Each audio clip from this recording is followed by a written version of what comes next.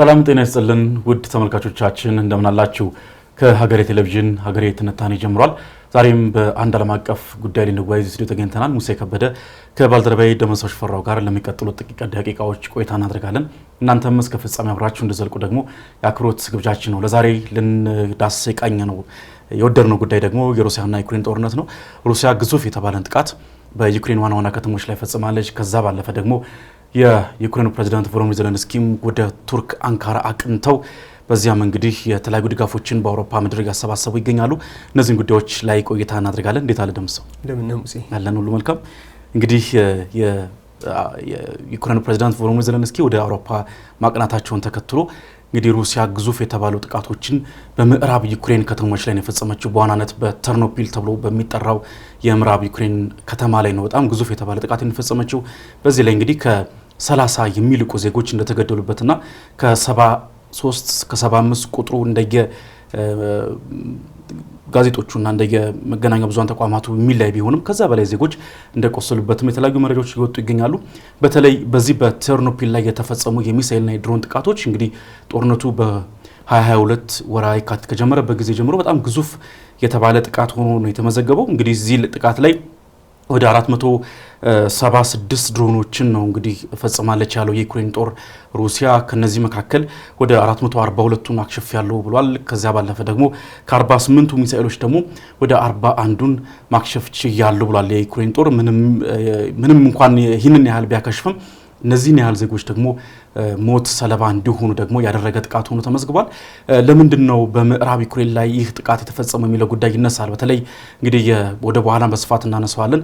የዩክሬኑ ፕሬዝዳንት ቮሎዲሚር ዜሌንስኪ ከምዕራቢያን በአሁኑ ሰዓት በጣም ከፍተኛ የሆነ ድጋፍን እያሰባሰቡ ያሉበት ወቅት ሆኗል። በተለይ በጦርነቱ የፊተኛው መስመር ላይ ወይም በምስራቅ ዩክሬን አካባቢዎች ላይ የሚደረገው የተጠናከረ የሩሲያ ግስጋሴ ተከትሎ እንግዲህ ዩክሬን በዋናነት የአገር መከላከያ ስርዓቶቿን የማጠናከርን ጉዳይ አጥብቃ እየገፋችበት ትገኛለች። ከዛ ጋር በተገናኘም ይመስላል ሩሲያ በጣም ጠንካራ የተባሉ ጥቃቶችን እየፈጸመች ትገኛለች። በየትኛውም የዩክሬን አካባቢ ላይ ጥቃት መፈጸም እንደምትችል የትኛውም የዩክሬን አካባቢ ምንም እንኳን ዩክሬን በገፍ የጦር መሳሪያዎችን ከአውሮፓ ሀገራት በተለይም ከምዕራቢያን ከፈረንሳይ ከእንግሊዝና ከአሜሪካ ብትቀበልም የትኛውም የዩክሬን ምድር ግን ከሩሲያ ጥቃት ኢላማ ውጪ መሆን እንደማይችልም ትልቅ መልእክትንም የላከ ሆኗል። ከዛም ባለፈ ለምዕራቢያንም እንግዲህ በተለይ በምዕራብ ዩክሬን በኩል ከፖላንድ ሩሲያ ዩክሬን ከፖላንድ ጋር በምትዋሰንበት ድንበር አካባቢ ላይ የሚፈጽሙ ጥቃቶች በዋናነት ለዩክሬን ከሚተላለፈው መልእክት ባለፈ ዋናው መልእክት ለምዕራቢያን እንደሆነ ይታወቃል። በተለይ ፖላንድ፣ ፊንላንድ፣ ስዊድን ጨምሮ በዋናነት ደግሞ ፊንላንድና ፖላንድ ላይ የኔቶ ኃይል ሰፍሮ እንዳለ ይታወቃል። እንዲሁም የአውሮፓ ሀገራትን በተጠንቀቅ የቆሙበት ነው። ፖላንድ እንዲሁ በተመሳሳይ የሀገር ክልሏን ዘግታ በተጠንቀቅ እንዳለች ይታወቃልና በዋናነትም ለነዚህ ሀገራት መልእክትን ያስተላለፈ ሆኖ ታይቷል ማለት ነው። አው ጥቃቶቹ በዋናነት አንተ እንዳልከው ነው የምረዳቸው። በተለይ አሁን ይሄ ጥቃት የተፈጸመበትን አካባቢ ምናልባት ከዚህ በፊት ብዙ ጥቃቶችን በዩክሬን ከተሞች ላይ ሩሲያ ጥቃቶችን ስትፈጽም ነበርና ይሄኛው ከተማ ምናልባት ከዚህ በፊት እንዲህ አይነት ጥቃቶች ተፈጽመውበት እንደነበር ብዙም የሰማናቸው ነገሮች አልነበረምና ይሄ ይሄኛው ምናልባት እንደ አዲስ አሁን ላይ ጥቃት የተፈጸመበት አካባቢ ነው ተብሎ ነው የሚታሰበው። ይሄ ማለት አንተ እንዳልከው ሆኖ በየትኞቹም አካባቢዎች ላይ ሩሲያ ጥቃት መፈጸም እንደምትችል የትኞቹም አይነት እንቅስቃሴዎች ከሩሲያ ድብደባዎች ወይም ከሩሲያ ጥቃት ሊያስጠላት እንደማይችል ምልክት መስጠት አይነት ነገሮችም ይመስላሉ።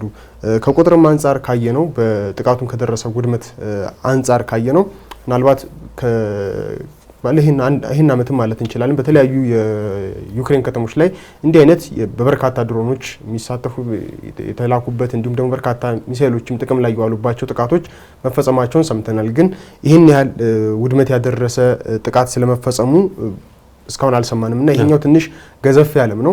ምናልባትም በኋላ ላይ እንዳልከው የምናነሳው ይሆናል። በዚህ ልክ ከፍ ያለ እንዲሆን ያደረጉት የራሱ ብዙ ምክንያቶች ይኖሩታል። ሰሞኑንም ምናልባት እንዲህ አይነት ተመሳሳይ ጥቃቶች ነበሩ። ምናልባት በኋላ የምናነሳው እንዳልኩ አሁን ዩክሬን ያደረገቻቸው ያሉ ሌሎች ዲፕሎማሲያዊ እንቅስቃሴዎች የሀብት ማሰባሰብ ነገሮች እንዳሉ ሆነው ባለፉት 1-2 ሳምንታት ውስጥ ዩክሬንም እንደዚሁ ባልተለመደ መልኩ ከፍተኛ ጥቃቶችን በሩሲያ ላይ ስትፈጽም የነበረበት ብዙ ኪሎ ሜትሮችን ወደ ሩሲያ ግዛት ዘልቃ ጥቃት ፈጽማ እንደሱ አይነት ጥቃቶች ነበሩና እነዚህም ጥቃቶች ምናልባትም በተለይ የኃይል መሰረተ ልማቶች ላይ ትኩረት ያደረጉ አይነት ጥቃቶች ነበሩ ሲፈጸሙ የነበሩትና ምናልባት ለነሱም እንደ መልስ ምት የተደረጉ ወይም ደግሞ የበቀል እርምጃዎችም ሊሆኑ ይችላሉ ተብሎ ይታሰባል። ግን ደግሞ እንዳልነው አሁን በአንድ አቅጣጫ ብቻ ልናስበው የምንችለው አይነት ጥቃት ነው ተብሎ አይታሰብም። ያደረሰውን ውድመት ጥቃቱ የተፈጸመበት ቦታን ስናስተውል ለብዙ አካላት ለራሷ ለዩክሬንም ጭምር ይሆናል፣ ለሌሎችም እዛ አካባቢ ከሩሲያን በጠላትነት ፈርጀው የሚንቀሳቀሱ ሀገራት እንዲሁም ደግሞ ኔቶንም ጨምሮ መልእክት የማስተላለፍን ዓላማ ያደረገ ነው ተብሎ ነው የሚታሰበው። ምናልባትም እነዚህ ጥቃቶች አሁን ባየነው ይቆማልም ተብሎ አይታሰብም። ምናልባት ሌሎች ከተሞችም ላይ እንደዚህ አይነት እንቅስቃሴዎች ይኖራሉ ተብሎ ይታሰባል። ምናልባት ይሄ ብቻ አይመስለኝም። አሁን ሩሲያ እንዲህ አይነት ጥቃቶችን ወይም ደግሞ ወታደራዊ እርምጃዎችን አጠናክራ የቀጠለችባቸው አካባቢ ይሄ ምናልባት በድሮን እና በመሳሰሉት እንደዚህ አይነት የርቀት መሳሪያዎች ጥቃት የተፈጸመበት አካባቢውን እንጂ በእግረኛም ጦር በሰፊው ደግሞ ጥቃት እየተፈጸመባቸው ያሉ ገፍታ እየገባችባቸው ያሉ ግዛቶችንም እየተቆጣጠረችባቸው ያሉ የዩክሬን አካባቢዎች እንዳሉ እናውቃለን። እና እነዚህ ነገሮች የበለጠ ዩክሬንን ዋጋ እያስከፈሏት የበለጠ የምታጣቸውን ነገሮች እየጨመሩ እንዲሄዱ እያደረገ ያለ ነው ይመስለው። የተወሰኑ የጥቃት ሙከራዎች እንዳሉ ቅድም እንዳልኩህ ዩክሬን እየሞከረቻቸው ያሉ እያደረገቻቸው ያሉ ጥቃቶች አሉ፣ የተወሰኑ እየወሰደቻቸው ያሉ እርምጃዎች አሉ። ግን በሚፈለገው መልኩ ዩክሬን ማግኘት የሚገባትን አይነት ጥቅም እያስገኙላት ነው ተብሎ አይታሰብም። ይልቁንም አሁንም እንዳልምልህ ለሩሲያ የተጠናከረ ጥቃት እንደ ሰበብ እንደ ምክንያት ሆነው እያገለገሉ ነው፣ እንደ ማነሳሻም ሆነው እያገለገሉ ያሉ ነው የሚመስሉት። እንዳነሳው ነው እንግዲህ ከቴርኖፒል ባሻገርም ሌሎችም የምዕራብ ዩክሬን ከተሞች ናቸው የጥቃቱ ኢላማ የሆኑት። ሊቪቭም እንዲሁ በተለይ በምዕራብ ዩክሬን በጣም ትልቋ ከተማ ነች። ሊቪቭም እንዲሁ የጥቃቱ ኢላማ መሆን ችላለች። እንግዲህ በቴርኖፒል ላይ የተፈጸመው ጥቃት በርካታ ዜጎች ሞት ሰለባ ሆኖበታል እንጂ ሌሎችም ከተሞች ናቸው በዚሁ ጥቃት ውስጥ የተካተቱት ማለት ነው። እንግዲህ ዩክሬን ምንም እንኳን በጣም አሁንም የመከላከያ ስርዓቶቿን ከአውሮፓ በተለይም ከምዕራቢያን ሀገራት ለማግኘት ጥረት ያደረገች ነው የምትገኘው። ከዛ ባለፈ ከዚህ ቀደም ሲነሳ እንደነበረው በተለይ የዚህ የሚሳኤል መቃወሚያ የሚሳኤል እጥረት እንደገጠማት ሲነገር ነበር የቆየው። ያ በመሆኑ ምክንያትም ኤፍ-16 የጦር ጀቶችን በመጠቀም ይህንን የሩሲያን ከፍተኛ የተባለ ጥቃቶችን ስትመክት ነው የቆየችው። በተለይ ይህ የኤፍ-16 እጥረት ከገጠማትም በኋላ በጣም በርካታ የአውሮፓ ሀገራትንም እንዲሁም እንዲሰጧትም ጥያቄ እያቀረበች እየወተወተችም ነበር የቆየችው። ከአሜሪካ ጋርም የቀጠለው እንዲሁ የአየር መከላከያ ስርዓቶች ድጋፍ እንዳለ ነው ታስታውሳለህ። በተለይ ይሄ የፓትሪዮት የአየር መከላከያ ስርዓቶችም እንዲቀርቡላት በደንብ እየወተወተች ነው የምትገኘው። የአሜሪካው ፕሬዚዳንት እንግዲህ ባለፈውም እንዳስታወቁት ከሆነም ይህንን ጉዳይ አንስተው ነበረ። በተለይ የአየር መከላከያ ስርዓቶችን ለዩክሬን መስጠት የሚለው ጉዳይ ከሩሲያ ጋር ሊያቃቀር የሚችልበት ሁኔታም ስላለ እንዲሁ አሁንም በጥልቀት እየመረመሩት እንዳለም የተለያዩ መረጃዎች እየወጡ ይገኛሉ። አሁንም በተለይ የአየር መከላከያ ስርዓቱ በጣም እየተመናመነ መጥቷል እየተባለ ይነሳል ዩክሬን። ያ ከመሆኑ ጋርም በተገናኘ ነው እንግዲህ የኤፍ-16 የጦር ጀቶችን በመጠቀም እንዲሁም ደግሞ ሚራጅ 2000 የተባሉ ተዋጊ ጀቶችን በመጠቀም ነው ዩክሬን እነዚህን ትላንትና የተፈጸመባትን ብርቱ የተባለን የአየር ላይ ጥቃቶችን ለማምከን ወይም ለመመከት ስትጠቀም የነበረው። ነገር ግን እንግዲህ አብዛኞቹን ወይም ከግማሽ በላይ የሚሆኑትን እንዳወደመች ራሷ ዩክሬን አስታውቃለች። ነገር ግን አሁንም ድረስ ግን የዩክሬን የአየር መከላከያ ስርዓት ጥያቄ ውስጥ እንዳለ ግን ይህ ጥቃት በትልቁ አመላካች ስለመሆኑም እየተነሳ ይገኛል። ከዛ ባለፈ ግን በተለይ ለዩክሬን ትልቅ እድል ይዞ የሚመጣው ይህ ጥቃት ምንም እንኳን በጣም መጠነ ሰፊ የሚባል ጉዳት ያደረሰ ከመሆኑ ጋር የተያዘ ቢሆንም ነገር ግን አሁንም እድል አለው ተብሎም እየተነሳ ይገኛል። ለዩክሬን በተለይ የአየር መከላከያ ስርዓት ድጋፍ አሁን ተጠናክሮ እንዲቀጥል የበለጠ እንዲገፋ ምዕራቢያን አሁንም ድጋፍ እንዲያደርጉላት እድል የሚሰጣት ተደርጎ የተወሰደ ይገኛል። ከዛም ጋር በተገናኘ ነው በተለይ ሰሞኑን እንግዲህ አውሮፓ የከተሙበት ዋናው ምክንያት እሱ ነው።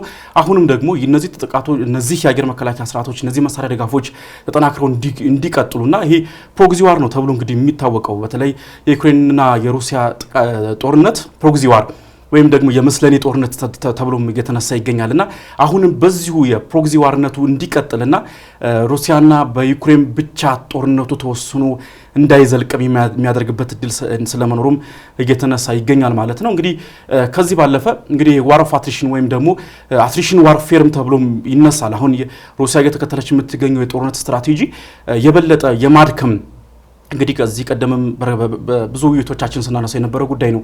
በተለይ አሁን በኃይል መሰረተ ልማቶች ላይ የሚፈጸሙ ጥቃቶች፣ በመሳሪያ ዲፖዎች ላይ የሚፈጸሙ ጥቃቶች፣ በእነዚህ ስትራቴጂክ ተብለው በሚነሱ አካባቢዎች ላይ የሚፈጸሙ ጥቃቶች በዋናነት እንግዲህ ከጥቃቶቹ ጀርባ ያለው ስልት ምንድነው የሚለውን ጉዳይ መመርመር ያስፈልጋል። ማለት ጥቃቶቹ ይፈጸማሉ፣ በርካታ ዜጎች ይጎዳሉ፣ ይቆስላሉ፣ ይሞታሉ፣ ብዙ መሰረተ ልማትም ይወድማል። ከዛ ባለፈ ግን ያለው ጉዳይ ምንድነው? ይህ የማዳከም ስትራቴጂ ነው።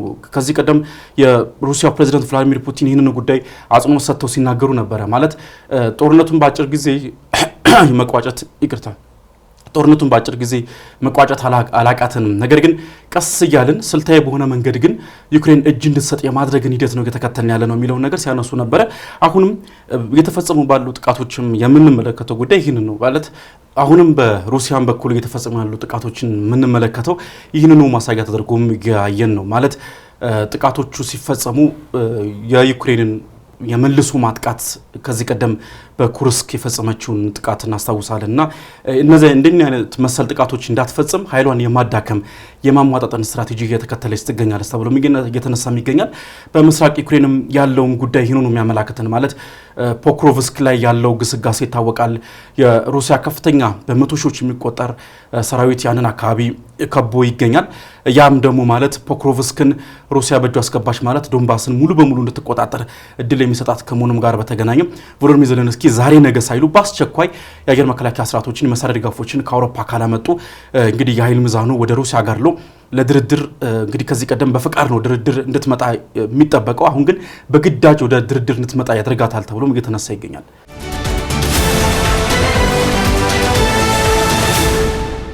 አዎ የጥቃቶቹ ቅርጽ አንተም እንዳልከው ይሄ ዩክሬን ማዳከም ናቸው ብለን የምናስባቸው ላይ ስናተኩር በተለያዩ አቅጣጫዎች አሁን አንተም በአነሳቸው አካባቢዎች ላይ ገፍቶ መሄድ የተለያዩ ግዛቶችን የመቆጣጠር መሳሰሉ ከፍተኛ እንቅስቃሴዎችን እያደረገችባቸው ያሉ አካባቢዎች አሉ። በዛ አካባቢ ያለው ወታደራዊ እንቅስቃሴና ከዛ ደግሞ ራቅ ብለው ባሉት የሩሲያ ከተሞች እንዲሁም ግዛቶች ላይ ደግሞ የዩክሬን ግዛቶች ላይ እየተፈጸሙ ያሉ ጥቃቶች ደግሞ ሌላ አይነት ቅርጽ የያዙ ናቸው። ምክንያቱም አሁን ሩሲያ መቆጣጠር ወይም ደግሞ መያዝ የምትፈልጋቸው አካባቢዎች ላይ ያለው ዋነኛው የጦርነቱ እየተካሄደ ያለው ይሄ በእግረኛ ጦር እንዲሁም መካናይዝድ በሆኑ መሳሪያዎች የሚካሄድ የምድር ላይ ጦርነቶች ናቸው በብዛት እየተካሄዱ ያሉት። በነዛም ነው ገፍቶ እነዛን አካባቢ መቆጣጠር እንቅስቃሴዎችን እያየን ያለ ነው። ወደ እነዚህ ግን አሁን ወደ ጥቃት የተፈጸመባቸው ወዳሉ አካባቢዎች ላይ ስናተኩር ግን በርካታ ድሮኖችን በመጠቀም እንዲሁም ደግሞ ረጅም ርቀት ሚሳኤሎችን በመጠቀም ነው ጥቃቶች የሚፈጸሙት። የሆነ ቀን አንድ ቀን ጥቃት ይፈጸምና ከዛ በኋላ ደግሞ እዛ አካባቢ ኖርማል ይሆናል። ከተወሰኑ ቀናቶች በኋላ እንደዚሁ ወይዛው አካባቢ ወይም ሌላ ከተማ ላይ እንደ አይነት ጥቃቶችን የመፈጸም እንቅስቃሴዎች ናቸው ያሉት እና እነዚህ ምናልባት በሌላ አይነት መልክ ካስተዋል ነው ዝም ብሎ ጥቃት መፈጸም አይነት ነገሮች ወይም ደግሞ ዩክሬን ማጥቃት አይደለም ቀጥታ ዓላማቸው። ምክንያቱም ቀጥታ ዓላማቸው ቢሆን ከዛ የወደመ አይነት አውዳሚ የሆኑ ሰፊ ጥቃቶችን የመፈጸም አቅሙ እንዳላት እናውቃለን ሩሲያ እና ያን ሳይሆን እያደረገች ያለችው ለዩክሬን ጦር በተለያዩ አካባቢዎች ላይ የተለያዩ ቤት ስራዎችን የመስጠት አይነት እንቅስቃሴዎች ይመስላሉ እያየናቸው ያለናቸው እና በነዛ ሁኔታዎች ውስጥ በተለያዩ ግዛቶች ውስጥ የሚፈጠሩ ጥቃቶች በህዝቡም ላይ ሊሆን ይችላል፣ በመንግስት አስተዳደርም ላይ ሊሆን ይችላል የራሱ ሌሎች የቤት ስራዎችን ወይም ደግሞ ስነልቦናዊ ጫናዎችን በመፍጠር ለሩሲያ እጅ የመስጠት አይነት እንቅስቃሴዎች እንዲገቡ ወይም ደግሞ አቅማቸው ያነሰ እንደሆነ እንዲያምኑ የማድረግ ወይም ደግሞ እንዲሰማቸው የማድረግ እንቅስቃሴ ናቸው እየታዩ ያሉት። በብዛትም ደግሞ ከሩሲያ ባለስልጣናትን በኩል ሲገለጽ የምንሰማውም ነገር እንደሱ አይነት ነገሮች ናቸው። በተለይ ወደ ድርድር መምጣት የሚባሉ ሀሳቦች ላይ ዩክሬን በተለይ ሩሲያ የምታቀርባቸውን ጠንከር ያሉ ቅድመ ሁኔታዎች በፈቃዷ ተቀበላ ወይም ደግሞ አምና ተቀበላ የምትሄድበትን አይነት እንቅስቃሴዎች የመፍጠር አይነት የሚመስሉ ተጽዕኖች ናቸው ሲፈጠሩ የምናየው። ተለያዩ ከዛም በአሜሪካም አሸማጋይነት ሊሆን ይችላል እንዲሁም ደግሞ በቱርክ አማካኝነት የተካሄዱ የተለያዩ ድርድሮችንም የሚያሳዩን የነበራቸው ውጤት ሂደታቸው የሚያሳየን ያንን ነበር። ዩክሬን በተጽዕኖ ውስጥ ሆና ወደ ድርድሩ እንድትመጣ የሚያደርጉ አይነት እንቅስቃሴዎች ነበሩ። ምናልባት ከውጭ ላይ ስናይ ከአሜሪካም ከምዕራቡ ዓለምም በሩሲያ ላይ ጠንከር ያሉ ዲፕሎማሲያዊ ጫናዎችን እናያለን ጦርነቱ በሚካሄድባቸው ሰዓት። ልክ ግን የድርድሮች ቀኖች የሚደርሱበት ሰዓት ላይ ዛ ሰሞን ላይ ግን ጫናዎች የበለጠ በስተው የምናየው በዩክሬን ላይ ነው። የተለያዩ ተጽዕኖችንም ለማሳደር ሲሞከር የምናየው ዩክሬን ላይ ነው። ኢቭን አሜሪካንን ጨምሮ በተለያየ መንገድ ዶናልድ ትራምፕ ከዚህም በፊት ሲገልጿቸው የነበሯቸውን ነገሮች እናውቃለን። የተለያዩ ግዛቶችን አሳልፋ እስከ መስጠት ድረስ እንድትወስን የማግባባት አይነት እንቅስቃሴዎች፣ የተወሰኑ ነገሮችን እንድትተው የማድረግ ወይም ደግሞ የመወትወት እንቅስቃሴዎችንም ስናይ ነበርና እነዚህ ሁሉ የሚያሳዩት እነዚህ ጥቃቶች በተለያዩ አካባቢዎች እየተፈጸሙ ያሉ ጥቃቶች የሩሲያን የዩክሬንን የዲፕሎማሲያዊ አቅም እንዲሁም ደግሞ ስነ ልቦናዊ ጥንካሬ፣ ሉዓላዊነት የመሳሰሉ ነገሮችን ማዳከም ላይ ትኩረት ያደረጉ ናቸው ማለት እንዲቻል በድፍረት መናገር የሚያስችል አይነት እንቅስቃሴዎች ናቸው ያሉት። ይሄ መሆኑ ደግሞ ምናልባት ዩክሬን ሌላ አማራጮችን እንድታስብ የሚያደርጋት በተለይ ደግሞ ከድጋፍ ጋር በተያያዘ ነው። ከዚህ በፊት የነበሩት ዋነኛው ድጋፍ በአሜሪካ ላይ በብቸኝነት በሚባል ደረጃ ጥገኝነት የሆነ ነበረ። ምናልባት አሁን ላይ በተለይ ከዶናልድ ትራምፕ መምጣት በኋላ ያሉትን ደግሞ ለዘብ ያሉ እንቅስቃሴዎችን ካስተዋሉ በኋላ ይመስለኛል ምዕራቡ ዓለም ላይ በለጠ ጠንከር ያለ ድጋፎችን ለማሰባሰብ እንቅስቃሴዎችን ማድረግ ወይም ደግሞ ውትወታዎችን ሲያደርጉ እየሰማን ነው። ምናልባት በቀጣይም እናየዋለን። የተለያዩ አገራት ላይ የአውሮፓ ሀገራት ላይ እንዲሁ በመንቀሳቀስ የተለያዩ ድጋፎችን ለማሰባሰብ እንቅስቃሴዎችን እያደረጉ ነው። በተለያየ መንገድ ሩሲያ ላይ ተጽዕኖ ለመፍጠር እየተሞከረ ነው። ከነዛም ውስጥ ምናልባት ባለፈው ሳምንት ቅድም እንዳነሳ ነው ዩክሬን የፈጸመቻቸው ጥቃቶች ምናልባት ለዚሁ አማራጭ ሆና ብለው ያሰቧቸውን አይነት ጥቃቶች ነው እየፈጸሙ ያሉት። ከዚህ ቀደም እንደምናስታውሰው ዶናልድ ትራምፕም በተለይ ሩሲያን ወይም ጠንካራ ያደረጋት ወይም ደግሞ ጦርነቱን በፋይናንስ እየደገፈችበት ነው ተብሎ የሚታሰበው በተለይ ከነዳጅና ሌሎችም ከኢነርጂ ሽያጭ ከምታገኘው ገቢ እንደሆነ ነው።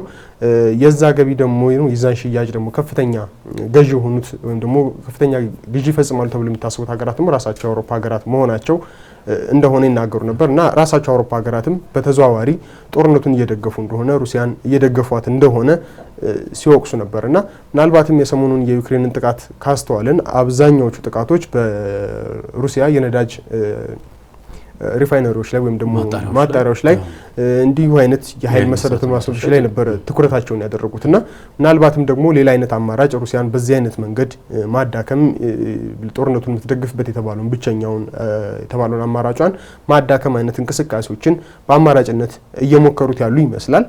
የተወሰኑትም ምናልባት ስኬታማ ሊባል በሚቻል ደረጃ በሚታሰበው ልክ ባይሆንም ምናልባት ወደ ተወሰኑ ሀገራት የምትልካቸው ምናልባት ወደ ካዛክስታን የመሳሰሉ ሀገራት የምትልካቸው የነበሩ ሩሲያ የምትልካቸው የነበሩ ነዳጅ አቅርቦቶችም እንዲቋረጡ የተደረገበትን ሂደት ሰምተናል በዚሁ ጥቃት የተነሳና ምናልባት እንዲህ አይነትም ሌሎች የኢኮኖሚካሊ ጉዳት ሊፈጥሩ የሚችሉ አማራጮች በዩክሬን በኩል እየተሞከሩ ነው።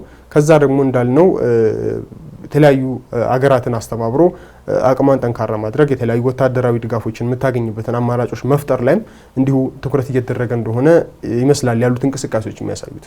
ከዛ ባለፈ ምናልባት መጨረሻ የምናደርገው ከዚህ ከጥቃቶቹ ጋር በተገናኘ ምናልባት ጥቃቶቹን ስናነሳ የመጨረሻ የምናደርገው ጉዳይ እነዚህን አካባቢዎች መቆጣጠር በተለይም በምስራቅ ዩክሬን በጣም ስትራቴጂክ ጠቀሜታ አላቸው ተብሎ የሚነሱ አካባቢዎችን መቆጣጠር ለሩሲያ ትልቅ የመደራደሪያ አቅም ይሰጣል ተብሎ እየተነሳ ይገኛል። በተለይ ሩሲያ ከምታስቀምጣቸው ጠንካራ ቅድመ ሁኔታዎች መካከል አንዱ እነዚህን 4 ክልሎች ጠቅልዬ ሊያዝ የሚለው ጉዳይ ይነሳል። ዩክሬን ደግሞ ኔቶ እንዳትቀላቀል የሚለውም ጥያቄ ሁለቱ ናቸው እንግዲህ በዋናነት በድርድሩ ጠረጴዛ ላይ የሚነሱት ጉዳዮች። ስለዚህ ይህንን ጉዳይ ደግሞ ከማጠናከር አኳያ እነዚህን አካባቢዎች መቆጣጠር እነዚህን አካባቢዎች ደግሞ በብርቱና ጠንካራ በተባሉ የአየር ላይ ጥቃቶች በማዳከም ወደ ሩሲያ የኃይል ሚዛኑ እንዲያዘነብል የማድረግን ጉዳይ በሩሲያ በኩል እየተመለከትን እንገኛለን። እነዚህን አካባቢዎች ደግሞ ተቆጣጠረች ማለት ቅድም ስናነሳው እንደነበረው ሩሲያ የኃይል ሚዛኑን የድርድሩን ደግሞ የመጫወቻ ሜዳ ወደ ራሷ ካመጣች በኋላ በቀላሉ ዩክሬን እጅ እንድትሰጥ የማድረጉ ሂደት ተጠናክሮ ይቀጥላል ማለት ነው። ይህ በመሆኑም ዩክሬን እንግዲህ አሁን ወደ ተለያዩ የአውሮፓ ሀገራት በመሄድ እንዲሁም ፕሬዚዳንት ቮሎዲሚር ዜሌንስኪም እንዲሁም የአውሮፓ ሀገራትን ደጅ በመጥናት የአየር መከላከያ ስርዓቶችን የጋዝ ስምምነቶችን አድርጓል። እንግዲህ ቀዳሚ ያደረጉት ወደ ግሪክ አቴንስ ነው። እዛ ሄደው ከፈሳሽ የተፈጥሮ ጋዝ ስምምነት ነው ያደረጉት። እንግዲህ የፈሳሽ የተፈጥሮ ጋዝ ስምምነት እንግዲህ ሩሲያም ዩክሬንም ከፍተኛ የተባለን የገቢ እያገኙበት የሚገኘው ሽጋጭ እንደሆነ ይታወቃል። ሁለቱም በተለይ ወደ አውሮፓ ሀገራት የሚልኩት የተፈጥሮ ጋዝ በተለይ ፈሳሽ የተፈጥሮ ጋዝ ፈረንሳይን ጨምሮ እና እንግሊዝን ጨምሮ ከሚያስገቡት ከሩሲያ እንደሆነ ይታወቃል። እንዲሁም ከዩክሬንም ነው። ስለዚህ ቮሎዲሚር ዜሌንስኪ ከግሪክ ጋር በገቡት በዚህ የፈሳሽ ተፈጥሮ ጋዝ ስምምነት ከፍተኛ የተባለ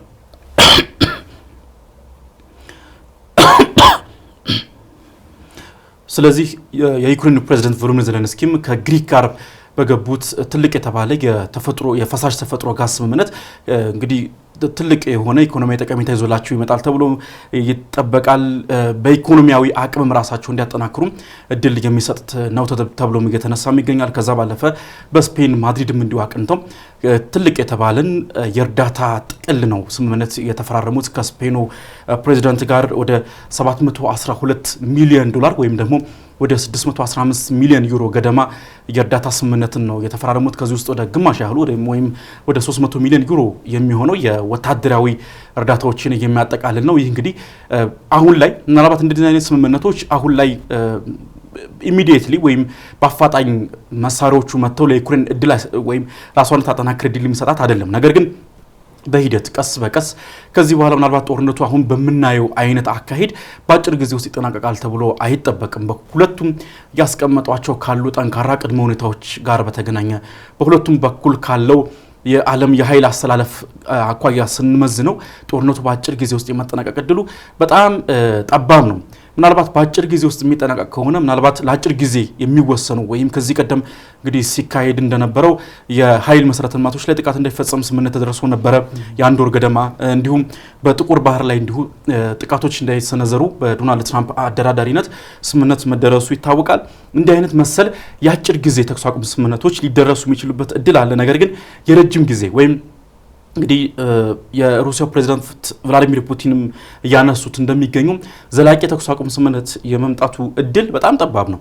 ያ ከመሆኑ ጋር በተገናኘ ይሄ ዘላቂ ተኩስ አቁም ስምምነት እድሉ ጠባብ ስለሆነ በዚሁ ጦርነት ሂደት ውስጥ ሊዘልቁ የሚችሉበት እድል አለ። ያ ስለሆነ ደግሞ የመከላከያ ስርዓቶችን ማጠናከር ጉዳይ ዩክሬን አማራጭ የሌለው ጉዳይ አድርጋ የሄደች ትገኛለች። ቮሎዲሚር ዜሌንስኪም አጽንኦት ሰጥተው የተናገሩት ጉዳይ ይህንኑ ነው። ከዚህ ባለፈ በፓሪስም እንዲሁ አቅንተው 100 የተዋጊ ጀቶችን ሽጋጭ ይህ እንግዲህ ለ10 ዓመት የሚቆይ እስከ 2035 ድረስ የሚቆይ ስምምነት ነው። ይህንኑ ስምምነትም አድርገዋል ከፈረንሳዩ ፕሬዚዳንት ኢማኑኤል ማክሮን ጋር። እንግዲህ ከዚህ ቀጥሎ ደግሞ እንግዲህ ያመሩት ወዴት ነው? ወደ ቱርክ አንካራ ነው ያቀኑት። እንግዲህ ቱርክ የሩሲያም እንዲሁም የዩክሬንም አጋር የሆነች አገር እንደሆነች ይታወቃል። ከዛ ባለፈ ደግሞ እንግዲህ ለመጨረሻ ጊዜ የተካሄደው በሁለቱ ሀገራት መካከል የተካሄደው የተኩስ አቁም ስምምነትም በማደራደርም እንዲሁ ሚናዋ ትታወቃለች ቱርክ። አሁንም እንግዲህ ዜሌንስኪ ወደ ቱርክ አንካራ አቅንተው የሰላም ስምምነቶችን ለማስቀጠል እንግዲህ ውይይትን አካሂደዋል ከቱርኩ ፕሬዚዳንት ረሲፕ ጣይብ ኤርዶሃን ጋር። እንግዲህ ሩሲያ በዛ ውይይት ላይ አልተሳተፈችም። ነገር ግን የአሜሪካ ልዩ መልእክተኛ ስቲቭ ዊትኮፍ ይገኛሉ ተብሎ ሲነገር ነበረ። ግን እሳቸውም ተገኝተዋል ወይስ አልተገኙም የሚለውን ጉዳይ የተረጋገጠ መረጃ ይፋ አልተደረገም። ነገር ግን ከውይይቱ አንድ ቀን ቀደም ብሎ የክሬምሊን ቃል አቀባይ ዲሚትሪ ፔስኮቭ ሩሲያ በዚህ ውይይት ላይ አትገኝም፣ ነገር ግን አሁንም ለውይይት በሯ ክፍት እንደሆነ ወይም ለውይይት እድሎች እንዳሉ እንዲሁ መግለጻቸው ይታወሳል ማለት ነው። ምንድን ነው የሚያሳየን የሚለውም ጉዳይ ይነሳል። በተለይ እንግዲህ ቱርክ በተለይ ከሩሲያ ነዳጅ የምታስገባ አገር ነች። ያላት ግንኙነት እንዳለ ይታወቃል። ከዛ ባለፈ ደግሞ አሁንም ሁለተኛ ወይም በሁለተኛው የኃይል አስተላለፍ ላይ እንግዲህ ከፊት የምትቀመጥ ሀገር ነች ቱርክ። ስለዚህ ከሁለቱም ሀገራት ጋር ያለ ግንኙነት ማጠናከሯ ጦርነቱን ለማስቆም በሚደረጉ ጥረቶች ላይ የራሱን አስተዋጽኦ ያደርጋል ተብሎ ይጠበቃል። እንግዲህ ወደ ቱርክ አንካራ አቅንተው ውይይት አድርጓል። ምን አይነት እድሎችን ይዞ ሊመጣ ይችላል የሚለው ጉዳይ ወደፊት ተጠባቂ። የቮሎዲሚር ዜሌንስኪን የአንካራ ጉብኝት ለማየት ስንሞክር ምናልባት ያው ከዚህ ቀደም አንተም እንዳነሳው የቱርክን ሚና በዚህ ጦርነት በማስቆም ምናልባት በብቸኝነት የምትታይ ሁለቱን ሀገራት መሀል ላይ ሆና ልታስማማ ልታደራድር የምትችል ሀገር ናት። እሱም ደግሞ ያው ከሁለቱም ሀገራት ጋር ካላት ዲፕሎማሲያዊ ግንኙነት ጋር የተያያዘ ነው። እንዲሁም ደግሞ ያው በወታደራዊ አቅምም ምናልባት አንተ እንዳነሳው ብዙ የምናነሳቸው ነገሮች ይኖራሉ።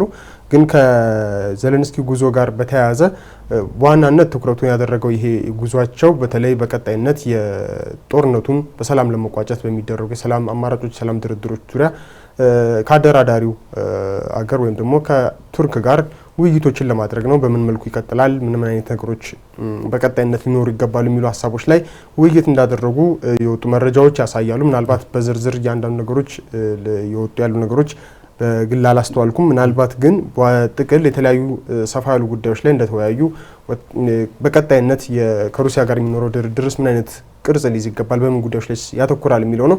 ምናልባት ከዛ ውስጥም ባለፈው ሳምንትም በዩክሬን በኩል ሲነሳ የነበረው የድርድሩ በዚህኛው ዙር ድርድር ዋነኛው ትኩረት ይሆናል ተብሎ የሚታሰበው የእስረኞች ልውውጥ ጋር የተያያዘ ጉዳይ ይሆናል ተብሎ ነው የሚታሰበው። ከዚህ ቀደምም በተለይ ከዚህ ቀደም መጨረሻ ጊዜ በተደረገው ስምምነት ይመስለኛል ወደ 1200 የሚሆኑ ወታደሮችን ልውውጥ ማድረጋቸው ይታወሳል እና ከዛ በኋላ የተደረጉ እንዲህ አይነት ልውውጦች የሉም። ንግግሮችም ቀጥተኛ ንግግሮችም በዚህ ላይ አልነበሩም። ያ መሆኑ ምናልባት አሁን ዩክሬን በቀጥታ እሱኛው ላይ በጣም ትኩረት አድርጋለች። ቅድም ደግሞ አንተ እንዳነሳኸው ከሩሲያም በኩል ከዩክሬንም በኩል በፕሬዝዳንቶቻቸው በኩል የተጠቀሰው ሀሳብ የሚያሳየው ምንድነው በዘላቂ የሆነ ተኩስ አቁም ወይም ደግሞ ዘላቂ የሆነ ሰላም በአጭር ጊዜ ውስጥ ይመጣል ተብሎ እንደማይታሰብ እምነቱ እንዳላቸው እየተናገሩ ነውና ያንን ተከትሎ ምናልባት አሁን ላይ የሚኖሩ ድርድሮችን በቅርብ ጊዜ ይኖራሉ ተብሎ የሚታሰቡ ድርድሮችም ያንን ዘላቂ ሰላም ታሳቢ ያደረጉ ሳይሆን ምናልባት ጊዜያዊ የሆኑ የተኩስ አቁም ስምምነቶችን፣ የተወሰኑ የእስረኛ ልውውጦችን እንዲሁም ሌሎች ጉዳዮች ላይ ድርድሮችን የሚያደርጉባቸው ይሆናሉ ተብሎ ይታሰባል። ምናልባት ቅድም አንተ እንዳነሳኸው ለአጭር ጊዜ ተግባራዊ ሆኖ የተቋረጡት ምናልባት የጥቁር ባህር ጋር የተያያዘው የነዳጅ ወይም ደግሞ የኃይል መሰረተ ልማቶች ላይ ጥቃት አለማድረስ የመሳሰሉት እንዲሁም ደግሞ የመኖሪያ አካባቢዎች ላይ ከተሞች ላይ የሚደርሱ ጥቃቶች ላይ ምናልባት እነዚህ አይነት ነገሮች ላይ የተወሰነ ሊሆን ይችላል ተብሎ ይታሰባል እና ምናልባትም እንግዲህ የአንካራ የነበረው ኤርዶጋን ጋር የነበረው ውይይት በዚህ ነገሮች ላይ ያተኮረ ነው ተብሎ ነው የሚታሰበው። ምናልባት ግን ከዚሁ ጋር ምናልባት አንድ ላይ አያይዘን የምናነሳው እሳቸው አንካራ በነበሩበት ጊዜ የአሜሪካው ደህንነት ተቋም ወይም ደግሞ ፔንታገን ወታደራዊ ተቋም ፔንታገን ከፍተኛ አመራሮች ወደ ዩክሬን አቅንተው ነበረ። በዩክሬን አቅንተው በዩክሬን ካሉ ወታደራዊ አመራሮችና ከፍተኛ አዛዦች ጋር ውይይት እንዳደረጉ ተነግሯል። ምናልባት ውይይቱን በዋናነት ትኩረቱን ያደረገው ከዚሁ ከቀጣይ አሁን ዶናልድ ትራምፕ በቅርቡ ሙሉ ለሙሉ ይፋ ባይደረግም ያቀረቡት ባለ 28 ነጥብ የሰላም እቅድን ይፋ ማድረጋቸው ይታወቃል። ከሱ ጋር በተያያዘ በምን አይነት መልኩ ተግባራዊ ይሆናል፣ እንዴት ያንን ሰላም ማምጣት ይቻላል በሚለው ጉዳይ ላይ ከዩክሬን ባለስልጣናት ጋር ውይይት ለማድረግ በዩክሬን እንደተገኙ ነው እየተነገረ ያለው። ምናልባት ይሄ ውይይት እንደተባለው ከዚህ በፊት በመካከለኛው ምስራቅ ላይ እንዳስተዋል ነው በአጭር ጊዜ ውስጥ ምናልባት የሚጠበቀውን አይነት ሰላም የሚጠበቀውን አይነት ደግሞ አንጻራዊ ሰላም ሊፈጥር ይችላል የሚሉ ተስፋዎች አሉ። በቅድሚያው ንግግራቸውንም ከዩክሬን ጋር አድርገዋል። ምክንያቱም ከዚህ በፊትም በነበሩት ተጽዕኖዎቹ በዋናነት ከሩሲያ በኩል የገፉ ስለሆኑ ዋነኛው ድርድር ወይም ደግሞ ማሳመን የሚጠበቀው ምናልባትም ከዩክሬን በኩል ስለሆነ ይሆናል በሚል ሳይሆን አይቀርም።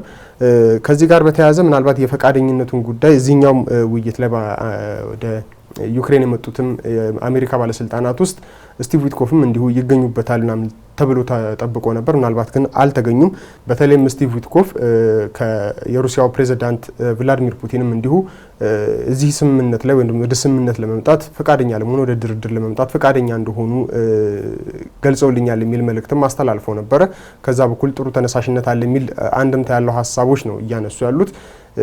ምናልባትም ደግሞ ይሄ ድርድሩ አሁን በአሜሪካን በኩል የቀረቡት አማራጮች አሁን ወደ ዩክሬን ያቀኑትም ባለስልጣናት ምናልባት ያነሷቸዋል ተብሎ የሚታሰቡት ዩክሬን ከዚህ ቀደም ትራምፕ እንደሚያነሱት የተወሰኑ ነገሮችን ትታ ወደ ስምምነት የምትመጣባቸውን አማራጮች ላይ ተጽዕኖ የመፍጠር አይነት ነገሮች ይኖሩበታል ተብሎ ነው የሚታሰበው።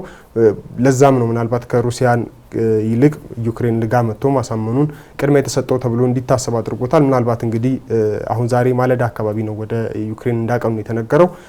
ወደ በኋላ ምናልባት በዜናዎቻችን ሽፋን የምንሰጠው ይሆናል። ምናልባት ምን አይነት ጉዳዮች ላይ ተወያይተዋል፣ ምን አይነት ውሳኔዎች ላይ ተደረሱ የሚሉትንም በቀጣዮቹም ትንታኔዎቻችን ላይ እናያቸዋለን ተብለን እናስባለን። ምናልባት እንደመጨረሻ አድርገን የምናነሳው ጉዳይ በተለይ በዩክሬን ያለውን ውስጣዊ ችግር ነው። በተለይ ከሙስና ቅሌት ጋር በተገናኘ ብዙ መረጃዎች ይወጡ ይገኛሉ። እንግዲህ ያው ግርግር ለሌባ ያመቻል ነው። ጦርነቱ ሲካሄድ ብዙ አይነት የመልካም አስተዳደር ችግሮች ሊኖሩ እንደሚችል ተጠባቂ ነው። ከዚህ ጋር በተገናኘ በዩክሬን በኩል ገጽም ያሉ መረጃዎች የሚያሳዩት ይህን ነው። ብዙ ከፍተኛ የተባሉ አማካሪዎቻቸው ላይ ጥብቅ የሆነ ምርመራ እየተደረገ እንዳለ ተነስቷል። ከዛ ባለፈም እንዲሁ ወደ 2 የሚደርሱ ሚኒስትሮቻቸውም ስልጣን ስለመለቀቃቸው ነው እየተነገረ የሚገኘው። በተለይ ይህ የሙስና ጉዳይ አዲስ ጉዳይ አይደለም። ጦርነቱ ከጀመረበት ጊዜ ጀምሮ በየጊዜው እየተነሳ ያለ ጉዳይ ነው። በተለይ ከኃይል ሽያጭ ጋር በተገናኘ አሁንም ብዙ ችግሮች እንዳሉ እየተነሳ ነው። ምናልባት ይህ ጉዳይ ከአውሮፓ ሊደረግ የታቀደውን ድጋፍ ሊቀንስባቸው ወይም ደግሞ ሙሉ በሙሉ ሊያሳግድባቸው ይችላል ተብሎ እየተጠበቀ ይገኛል። ይህ እንግዲህ በታህሳስ ወር አሁን በመጪው ታህሳስ ወር ላይ ሊለቀቅ የታሰበ ወደ 160 ቢሊዮን ዶላር አካባቢ ሀብት አለ ወደ ዩክሬን ይገባል ተብሎ የሚጠበቅ እንግዲህ በአውሮፓ ሀገራት ከሚገኙ የሩሲያ ሀብቶች ተሽጠው ከሚገኘው ገቢ ነው ለዩክሬን ድርሻ ይሰጣታል ተብሎ የሚጠበቀው። ይህንን እንዳይዝባትም ትልቅ ስጋት ተብሎ እየተነሳ ይገኛል። ምናልባት እንግዲህ አሁንም የአውሮፓ ሀገራትም ጫና ያደረጉ የሚገኙትም እንግዲህ ሚኒስትሮቻቸውን ከፍተኛ አማካሪዎቻቸውን እንዲሁም አጠቃላይ ደግሞ በዚህ ሽያጭ ሰንሰለት ውስጥ ያሉ ወይም በአጠቃላይ በሙስና ጉዳይ ላይ ያሉ ችግሮችን ምርመራ በማድረግ እንዲፈቱ የሚለው ጉዳይ ለዩክሬኑ ፕሬዝዳንት ቮሎዲሚር ዜሌንስኪ ማሳሰቢያ ተሰጥቷል። ይህንን ጉዳይ ምናልባት መጨረሻ አድርገን የምናነሳው ነው። ከዛ ባለፈ ግን በአውደ ውጊያው ምን አይነት ውጤቶች ይመዘገባሉ፣ በዲፕሎማሲው መስክ ደግሞ ምን አይነት ውጤቶች ሊዞ ሊመጣ ይችላል የሚለው ጉዳይ ተጠባቂ ነው። በተለይ አሁን ላይ ከዲፕሎማሲው አሁን በቱርክ ያለውን እንዲሁም የአሜሪካው ፕሬዝዳንት ዶናልድ ትራምፕ ይፋ ያደረጉትን ባለ 28 ነጥብ የሰላም እቅድ ሰማን እንጂ በአውደ ውጊያው ያለው ግስጋሴ ድል ወይም ሽንፈት ነው ዲፕሎማሲውን እየመራ ያለው እንጂ ዲፕሎማሲው ብዙም ያን ያህል ርቀት እንዳልተራመደም እየተመለከትን እንገኛለንና በቀጣይ ደግሞ ምን አይነት ጉዳዮች ሊመጡ ይችላሉ የሚለውን የምንመለከት ይሆናል። ለዛሬ ግን በዚሁ እናብቃ። ውድ ተመልካቾቻችን ከሀገሬ ቴሌቪዥን ለዛሬ ያዝንላችሁ ሀገሬ ትንታኔ መሰናዶ ይህንን ይመስል ነበረ። ሙሴ ከበደ ከባልደረባይ ደምሰው ሽፈራው ጋር ላለፉት ደቂቃዎች ቆይታ አደረግን። እናንተም እስከዚህ ደቂቃ ድረስ አብራችሁን ስለዘለቃችሁ ከልብ እናመሰግናችኋለን። በቀጣይ ሳምንት በሌላ ርዕሰ ጉዳይ እስከምንገናኝ ድረስ መልካም ሳምንት ይሁንላችሁ።